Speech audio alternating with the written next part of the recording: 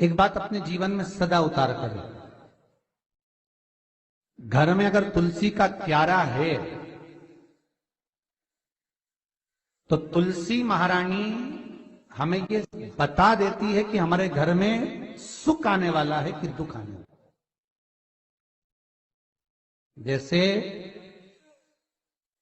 शनि अपना प्रकोप दे रहा है या शनि उतर रहा है, ये किसी से पूछने की जरूरत नहीं पड़ती, अपने आप मालूम पड़ जाता। कैसे? शनि कथा अगर आपने सुनी हो तो उसमें व्याख्यान आता है शनि कथा में, पांव की चप्पल बार बार टूट रही हो,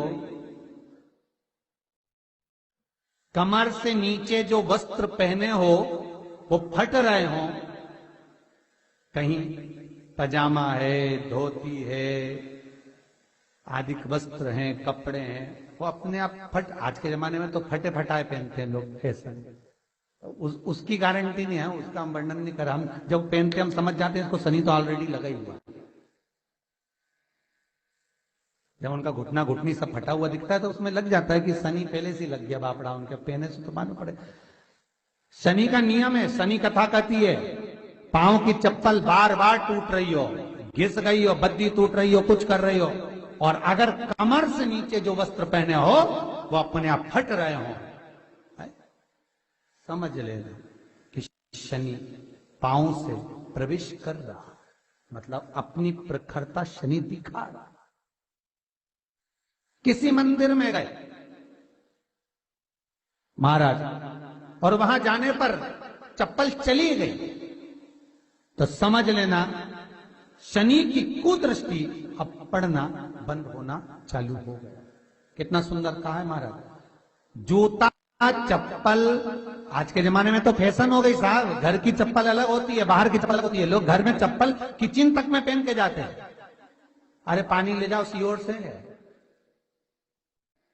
रसोई घर में लोग चप्पल पहन कर जाते हैं, जहां भगवान का प्रसाद बन रहा है, जहां अन्नपूर्णा निवास कर रही है, और पूछा तो करे किचन की चप्पल है तो माथे पे रख लो। तुम अपनी मां को जरूर देखना है, वो बूढ़ी मां कितनी बार किचन में चप्पल पहन कर गई, मुझे जरूर फोन कर कर बताना। बूढ़ी मां रसोई घर में आज भी बिना चप्पल के जाती है, और बहुओं की कहीं एड़ी नहीं फट जाए, ठंड नहीं बैठ जाए, इसलिए ये रसोई घर तक में चप्पल पहन कर जाती है। सूर्य नारायण की कथा पढ़ना, शनि महाराज की कथा पढ़ना, और गरुड़ पुराण की कथा पढ़ना। जिन जिन कथाओं का हम व्याख्यान कर रहे हैं उसको पढ़ना जरूर हो। क्या लिखा है? घर के अंदर जब चप्पल जाती है, रोग, बीमारी, कष्ट, तकलीफ चालू हो जाती है। तुमने चप्पल क्यों पहनी? ठंड नहीं बैठ जाए, रोग नहीं बैठ जाए। घर के अंदर उतना बढ़ गया, एक कालीन बिछा दो, एक दरी बिछा दो, मोटा आसन बिछा दो, जिस पर तुम चल लो। जरूरी है कि कई कई लोगों को हमने ये भी देखा कि कालीन पर भी चप्पल पहन के चलते, और ब्राह्मणों को भोजन परोस रहा है, गुरुजन को भोजन परोस रहा है, ठाकुर जी की थाली बना रहा है, ठाकुर जी का थाल लगा रहा है, तो भी चप्पल है पांव में। तेरा क्या होगा रे कालिया, क्या होगा? विचार तो करो। देह पड़ी रे जाए यहीं पर, फिर कुंडल और नगीना, क्या हरि नाम नहीं तो जीना।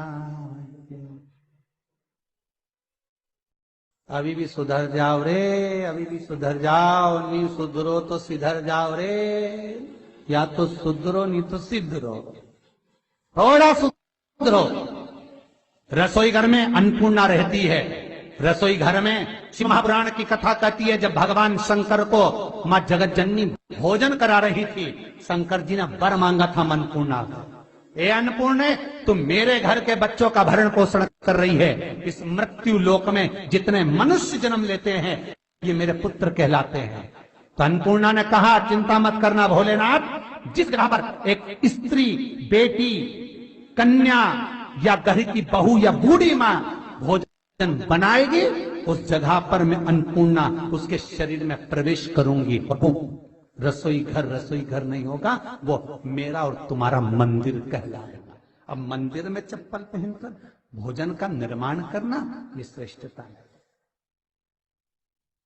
एक आसन पटक लो आप रसोई घर के अंदर, जिस आसन पे खड़े होकर आप भोजन बना लो, मोटा सा आसन रख लो, चप्पल की जरूरत ही नहीं। श्रीमद् भागवत कथा कर रही है, तुलसी का मात्र, तो शनि अपनी दृष्टि बता देता है। शास्त्र कहता है जब घर के अंदर प्रवेश करने के, जब आप घर में प्रवेश करें तो कोने में चप्पल को उतार दें। बाहर जगह नहीं है तो घर के अंदर प्रवेश कर लेफ्ट में चप्पल को उतार दें, और 7 या 3 कदम के अंदर चप्पल उतर जाना चाहिए घर के अंदर में। और उसके बाद अगर चप्पल अंदर प्रवेश कर रही है तो राहु केतु शनि के साथ प्रवेश करते हैं, जिसके घर में बीमारी कभी पीछा नहीं छोड़ती। शनि कथा, सूर्य की कथा का स्मरण करिए, आपको मालूम है, पहचान हो जाता है। महाराज तुलसी बता देती है कि आपके घर की दशा क्या है। बार बार जल डालने के बाद भी तुलसी सूख रही है, बार बार आप पूजन कर रहे हैं, पाठ कर रहे हैं, तो भी तुलसी के दल सूख रहे हैं। तुलसी बता देगी कि तुम्हारे घर में तकलीफ आने वाली है, कष्ट आने वाला है, सूख रही है। किसी ने जरूर कुछ ना कुछ ऐसा है कि इसमें घर में कुछ तकलीफ आएगी, तुमने लगाया फिर सूखी, फिर लगाया फिर। तुलसा महारानी बता देती है कि कष्ट है। और जिस गमले की तुलसा घेर घमोर हो, फलित तो हो, आनंद में हो, तो उस घर में फिर दुख नहीं आता, समृद्धि खुद बढ़ती चली। जिन शंकर भगवान को आप जल चढ़ाते हो, जिन ठाकुर जी से आप लाड लड़ाते हो, जिन भगवान कृष्ण का आप स्मरण करते हो, राधा रानी का आप नाम जाप करते हो, जिस परमात्मा का आप भजन कर रहे हो, कीर्तन कर रहे हो, नाम जाप कर रहे हो, नाम स्मरण कर रहे हो, उससे तुम्हारा एक संबंध होना चाहिए, एक रिश्तेदारी होना चाहिए। और उससे जब तुम्हारा कोई संबंध रहेगा, उससे जब तुम्हारी कोई रिश्तेदारी रहेगी, तो उस रिश्तेदारी में जैसे ही आपके प्राण छूटे, और छूटते से ही आप जब गए, तो जाते ही आप कहोगे कि कृष्ण से मेरा ये संबंध है, वो मेरा पुत्र, वो मेरा भाई, वो मेरा बेटा, वो मेरा सगा, वो मेरा रिश्तेदार, वो मेरा कुटुंबी, वो मेरा पुत्र। जब कहोगे तो तुरंत प्रवेश हो जाए।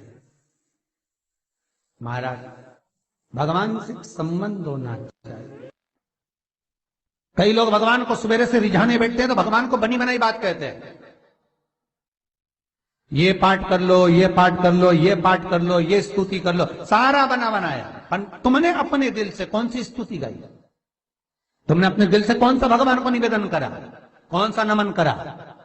बस सवेरे उठना है, नहाना है, भगवान के सामने जाना है, भगवान को नहलाना है, कपड़े पहनाना है, अगरबत्ती लगाना है, थोड़ा सा शक्कर का भोग लगाना।